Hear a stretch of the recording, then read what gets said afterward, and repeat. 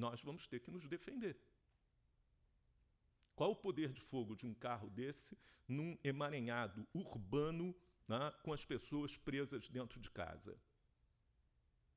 Quanto tempo duraria a simpatia da população pelas Forças Armadas? Foi de alto risco. Foi de alto risco. Tinha que ser feito? Tinha, mas foi de alto risco.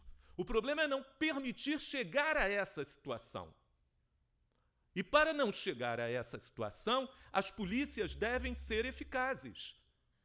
Abandonar as polícias à corrupção, ao despreparo, ao desequipamento, para então depois chamar as Forças Armadas, é algo extremamente perigoso para a institucionalidade e a cidadania do país. É de alto risco nesse sentido. No limite, as democracias avançadas organizaram o que nós chamamos de forças de terceiro tipo. A Guarda Nacional Americana, a Gendarmerie francesa, ou a Força Nacional no Brasil. Ou a Força Nacional. A Força Nacional tem esse papel, que está ainda precário no seu arranjo constitucional. Ele deve ser ainda aprofundado nesse sentido.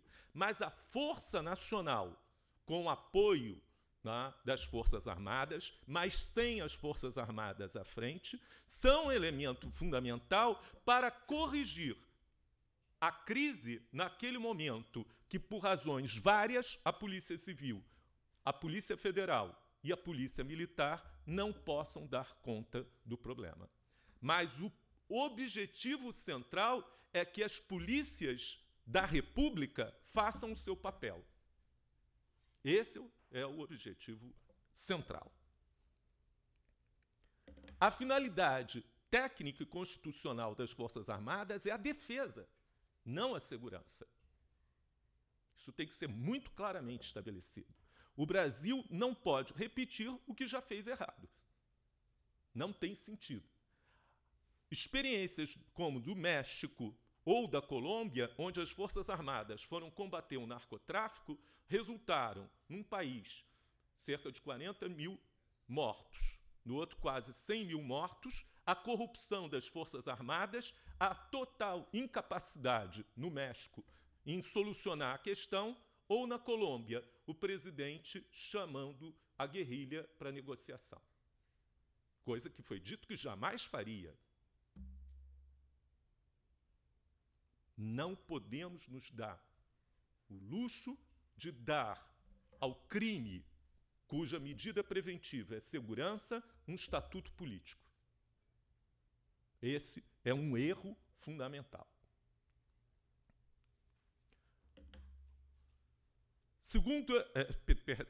Sexta tese. A relação defesa e segurança é dinâmica e flexível, como nesse caso da Marinha no Complexo do Alemão.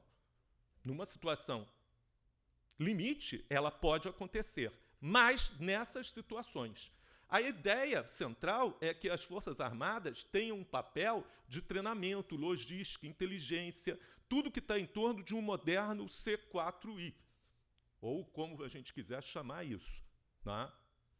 Ela tem um papel fundamental, né, em preparar as forças militares, se isso for, as forças policiais, se isso for necessário.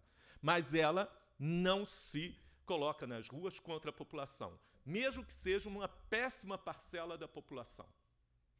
Não é o papel dela. Ela não pode fazer isso nesse sentido. Sétima tese. O Brasil erra ao dar ênfase à participação das forças militares, das Forças Armadas, em forças de paz e afins. Eu lamento muito, já conversei isso muito com o almirante Monteiro, né, já conversei isso muito com os oficiais do Corpo de Fuzileiros Navais. Fuzileiros navais não foram feitos para fazer assistência social. Nós temos poucos martelos nas nossas Forças Armadas. Os fuzileiros navais são o martelo por excelência, é a força de projeção, de desdobramento lá na frente. Talvez Caatinga, talvez os paraquedistas, etc. Mas eles não podem ter como função esse papel de forças de paz. Já está tendo, dentro das próprias corporações que vão para forças de paz, né, desvios fantásticos onde vários soldados, cabos, sargentos querem se especializar em controle de tumulto, em distúrbio urbano, etc. E aqueles elementos que envolvem artilharia pesada, manobras de desembarque, etc., ficam para trás, porque não tem mais prestígio, dado o envolvimento em forças de paz. Os fuzileiros podem muito bem ter um papel em forças de paz para garantir a segurança de um corpo de paz, de médicos, professores, enfermeiros, assistentes sociais, policiais, mas não desviarmos da função aquilo que a gente tem. E é muito claro, nesse sentido, né, a força de instituições estrangeiras e interesses estrangeiros em transformar nossas forças em serviço social internacional.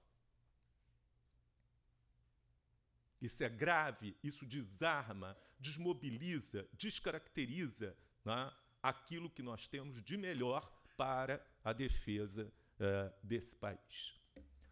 A oitava tese: deve-se criar o mais rapidamente possível uma força de paz internacional da Unasul, com uma única bandeira. Uruguai, Argentina, Chile têm uma longa experiência de forças de paz. Temos que trabalhar em conjunto, temos que criar os mecanismos de conjunto, que não só vão aperfeiçoar e melhorar a confiança mútua entre as nações sul-americanas, como também vão abrir uma imensa possibilidade de clusters para a indústria de defesa. Isso é um elemento fundamental a aproveitarmos nesse momento. Aqui eu paro para dizer que eu próprio criei um paradoxo teórico no que eu estou falando. Por quê? Porque eu disse que não há risco de defesa, eu disse que as doutrinas tradicionais estão superadas, que não há confiança em organismos como a OEA e TIAR, e que precisamos de forças armadas eficientes, profissionais e modernas. Como fazer isso e aonde localizar, então, o risco? Porque, do tudo que eu falei, isso é assim, bom, então não tem risco nenhum, não precisa de forças armadas. Aí eu proponho solucionar esse próprio paradoxo com a nona tese. O risco de defesa do Brasil e do continente é extra-regional. O Brasil hoje só pode ser atacado por uma potência ou por potências iguais ou superiores ao Brasil. Iguais e superiores ao Brasil não existem no continente. O nosso risco é extracontinental. A ameaça do Brasil viria sobre os seus recursos a partir de fora. Elas seriam potências necessariamente externas. Desculpe. As ações externas de ocupação, imposição e cessação total ou parcial de soberania possuem um histórico que começam no México em 64 até a Argentina em 82. Não seriam novidades. Tá? Para vocês terem uma ideia, e normalmente isso é dito que é paranoia de militares, que são coisas assim, eu trouxe para vocês um livro publicado há pouco tempo do professor Pascal Boniface, chamado Les Guerres de Demain, As Guerras do Amanhã, ou Guerras do Futuro. O professor, só para vocês terem uma ideia, o professor Pascal Boniface é diretor do Instituto de Relações Internacionais e Estratégicas, é professor do Instituto de Estudos Políticos de Paris, membro do Alto Conselho de Cooperação Internacional da União Europeia, do Comitê Consultivo de Segurança da França e do Comitê de Segurança, que secretaria o secretário-geral da ONU. Ele escreveu um livro no qual cada capítulo é uma ameaça de futuro. Lá no meio do livro, no capítulo 16, ele fala numa guerra pelo meio ambiente. E ele, numa tradução livre, diz o seguinte: o governo brasileiro decidiu, no início dos anos 90, subvencionar o deflorestamento amazônico, ameaçando assim a sua integridade. A Amazônia pertence, certamente, ao Brasil. Mas se as potências ocidentais fizerem exceção ao sacrossanto princípio da soberania dos Estados para fazer guerra contra a Iugoslávia para ajudar os kosovares, quando Kosovo pertencia, sem dúvida nenhuma, à Sérvia e Iugoslávia, por que não faria contra o Brasil para se apropriar da Amazônia? O pretexto, nesse caso, não seria mais a proteção da população, mas a proteção da espécie humana. A Amazônia, sendo o pulmão da terra, se o Brasil não o protege corretamente, será dever de todos os outros estados o fazer em nome da humanidade inteira. Não é um autor brasileiro, não é um autor de pequena monta, não é um maluco, né? E não é um militar brasileiro. Né? Então, na verdade, a grande ameaça de defesa viria sobre a Amazônia Azul e seus recursos, ou a Amazônia Verde, né, que formariam as áreas principais de vulnerabilidade abertas às questões de defesa hoje existentes. A 11ª tese, o risco de defesa brasileiro e do continente se expressaria numa ação aeronaval moldada na operação de conquista das Malvinas. Ou, por exemplo, como as potências da OTAN fizeram contra a Líbia há 1 ano e meio atrás, nesse sentido. Né? A 12ª tese, a estratégia brasileira deve decorrer disso. Nesse sentido, nós não podemos, de maneira alguma, ter os meios de defesa que uma grande potência como os Estados Unidos tem, mas nós temos que desenvolver meios próprios, uma indústria de defesa própria, se possível, integrada a uma indústria de defesa da Unasul, capaz de conseguir dissuadir operações desse tipo. É isso que nós chamamos a doutrina do escorpião, de uma forma muito simples. Né? Um escorpião não mata um elefante, mas dói a pampa.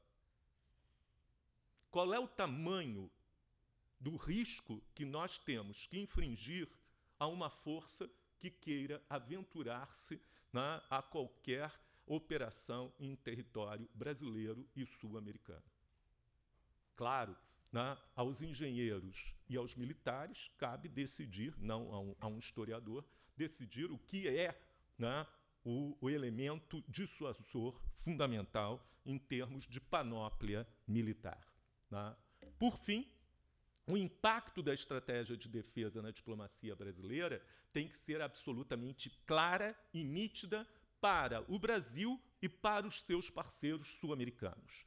Temos que fortalecer todas as instituições regionais de forma autônoma e cooperativa. Regionais, no nicho da América do Sul. Tá? A recusa resoluta da presença estrangeira e de alianças militares extra-regionais. Não queremos, não é de interesse, a existência de bases ou alianças americanas, chinesas, ou da Islândia, ou da Groenlândia, sei lá, em termos do nosso continente. E o desenvolvimento harmonioso do conjunto da nação. Às vezes, isso, principalmente a mídia brasileira, esquece largamente. A melhor forma de termos paz e cooperação no continente é que todos enriqueçam juntos, inclusive os bolivianos, os paraguaios, a população do Suriname ou de qualquer outra forma possível.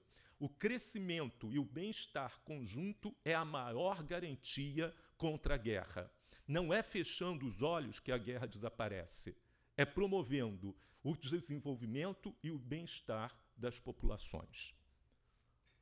Bem, senhores, essa era a proposta que o Tiago me desafiou. Né? Boa parte desse trabalho foi publicado pelo Rodrigo nesse livro, Defesa Nacional para o Século XXI, né, que acabou de ser lançado esse mês pelo IPEA e que é um balanço do que a gente está fazendo. Quero, mais uma vez, agradecer imensamente o convite de vocês e dizer que é um imenso prazer estar junto com vocês e agradecer à ESG o convite de estar aqui. Obrigado para vocês.